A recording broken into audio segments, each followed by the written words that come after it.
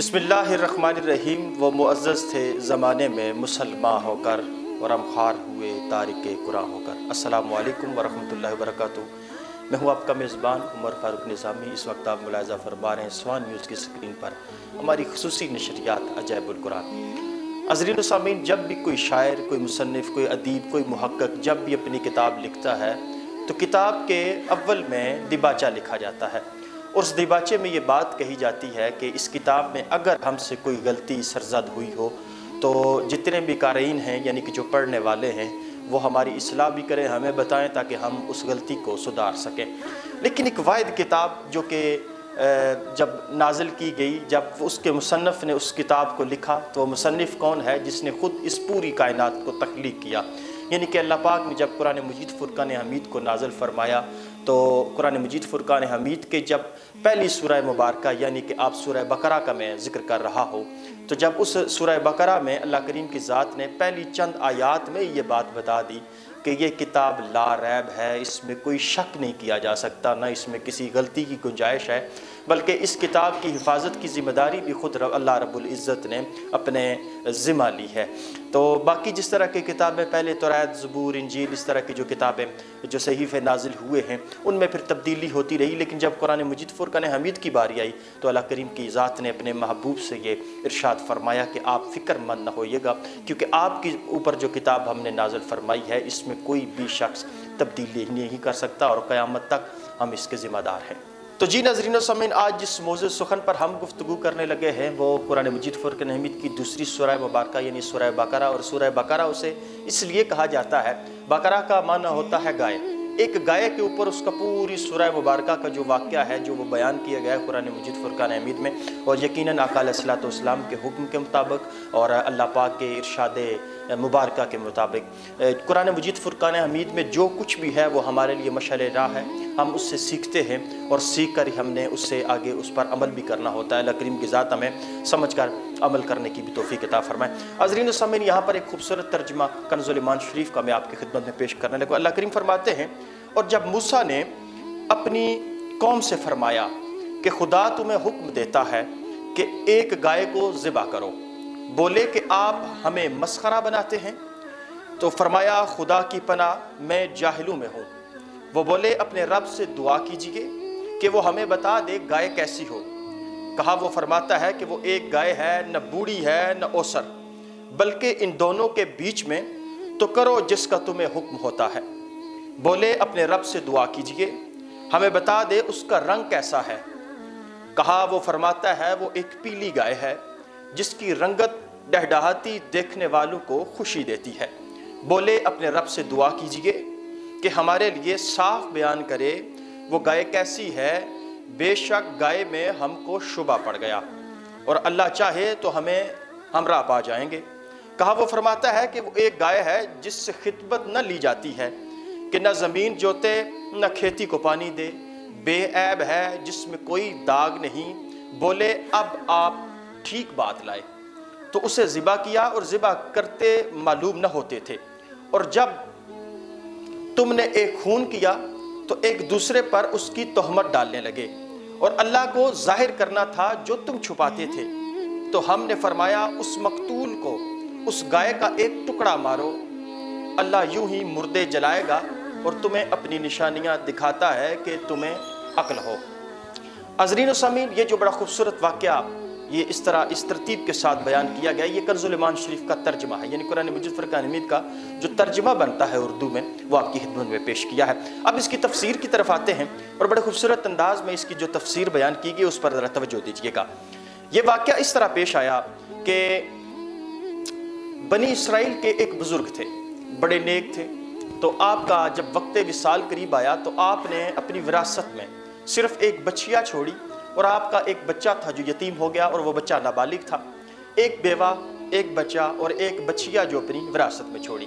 तो आप जब मरने के, आपका जब मौत का वक्त करीब आया तो आप उस बच्चिया को लेकर जंगल में चले गए और अल्लाह करीम की बारगाह में अर्ज़ करते हैं कि अल्लाह रब्बुल इज़्ज़त, मेरा बच्चा अभी नाबालिग है, तो ये जो मेरी विरासत है जो मैंने अपने बच्चे को सौंपनी थी, ये अब मैं आपकी अमानत में, आपकी अमान में सुपुर्द करता हूँ। तो जब मेरा बच्चा बड़ा हो तो उसे ये वापस कर दीजिएगा। जंगल में अल्लाह के सुपुर्द करके वो वापस आए। آپ کا وصال ہوا، آپ کی تدفین ہوئی، کرتے کرتے بچہ بھی جوان ہو گیا، آخرکار پھر وہ بچیا بھی جوان ہو گئی۔ جب یہ سلسلہ یہاں تک پہنچا تو حضرین السامعین یہاں سے ایک بڑا دلچسپ کروٹ بدلتی ہے کہ بچے کی جو ماں ہے، کیونکہ بچہ جب بڑا ہوا تو وہ بڑا فرما بردار ثابت ہوا، اپنی ماں کا بڑا فرما بردار تھا۔ اس بچے کی جو عادات تھی وہ بڑی خوبصورت تھی، بڑی چونکا دینے والی تھی۔ اس پر توجہ چاہتا ہوں کہ بچے کی جو عادات تھی وہ یہ تھی کہ بچے نے اپنی جو رات تھی، اس نوجوان نے اپنی رات کو 3 حصوں میں تقسیم کر رکھا تھا۔ ایک پیر میں وہ اللہ کی عبادت کیا کرتا، ایک پیر میں وہ اپنی ماں کی خدمت کیا کرتا، اور ایک پیر وہ سویا کرتا تھا۔ اسی طرح اپنے دن کو بھی اس نے اسی طرح تقسیم کیا تھا کہ دن کو وہ جب روزی کمانے نکلتا، حلال رزق کماتا، جنگل سے لکڑیاں کاٹتا، بازار میں جا کے فروخت کرتا، اور پھر جو کمائی اسے ملتی اس کمائی کے بھی وہ 3 حصے کیا کرتا تھا۔ ایک حصہ وہ اللہ کی راہ میں صدقہ کیا کرتا تھا، ایک حصہ وہ اپنی ماں کے ہتھیلی پہ آ کے رکھا کرتا تھا، اور ایک حصہ وہ اپنی ذات پر خرچ کیا کرتا تھا۔ حضرین السامعین یہی سلسلہ چلتا رہا، بچہ بھی جوان ہو گیا، آخرکار وہ بچیا بھی جوان ہو گئی۔ تو اس وقت اس کی ماں نے اسے بتایا کہ میرے بیٹے آپ اس طرح کرو کہ اب آپ جنگل کی طرف چلے جاؤ، آپ کے والد نے آپ کی وراثت میں ایک بچیا چھوڑی تھی، اب وہ ایک تناور اور نوجوان گائے بن چکی ہوگی، آپ چلے جائیں اور وہاں جنگل میں جا کے آواز دیجئے کہ اے موسیٰ و ہارون، حضرت ابراہیم، حضرت اسماعیل اور حضرت اسحاق کے رب، مجھے میری امانت واپس کر دی جائے۔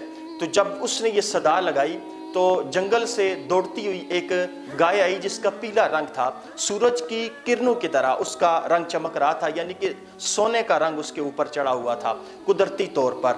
تو وہ گائے ظاہر ہوئی، اس نے اس گائے کو پکڑا اور گھر لے آیا۔ ماں کہتی ہے کہ اب اس طرح کرو، اس گائے کو لے کر بازار میں چلے جاؤ اور جا کے اس گائے کو فروخت کر دو۔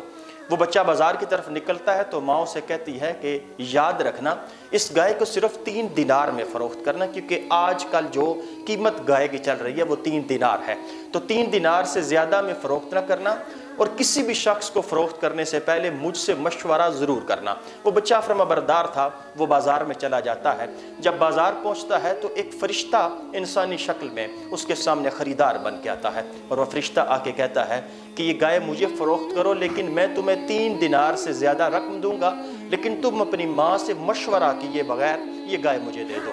تو اس وقت وہ نوجوان کہتا ہے کہ نہیں، میں اپنی ماں کی نافرمانی نہیں کر سکتا، میں اپنی ماں سے مشورہ کیے بغیر آپ کو یہ گائے نہیں دے سکتا۔ تو وہ واپس گھر آ جاتا ہے اور اپنی ماں کو سارا واقعہ پیش کرتا ہے کہ اماں جان اس طرح ایک شخص آیا، مجھ سے آ کے خریدنے لگا اور کہتا ہے کہ آپ قیمت جو ہے وہ مجھے، میں آپ کو قیمت تو زیادہ دوں گا لیکن ماں سے مشورہ کیے بغیر یہ چیز مجھے دے دی جائے۔ تو اس وقت اس کی ماں کہتی ہے کہ بیٹا شاید وہ فرشتہ ہو، تو جاؤ اس سے پوچھنا، اگر دوبارہ وہ تم سے ملے اور آ کے تکرار کرے تو اس سے پوچھ لینا کہ آپ ہمیں مشورہ دیجئے کہ ہم یہ گائے کہاں بیچیں۔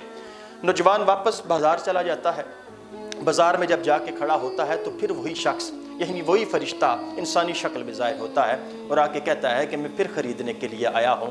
تو وہ نوجوان کہتا ہے کہ اے اللہ کی مخلوق، میں نہیں جانتا آپ کون ہیں، لیکن آپ ہی ہمیں مشورہ دے دیجئے کہ ہم اس کو کس طریقے سے فروخت کریں۔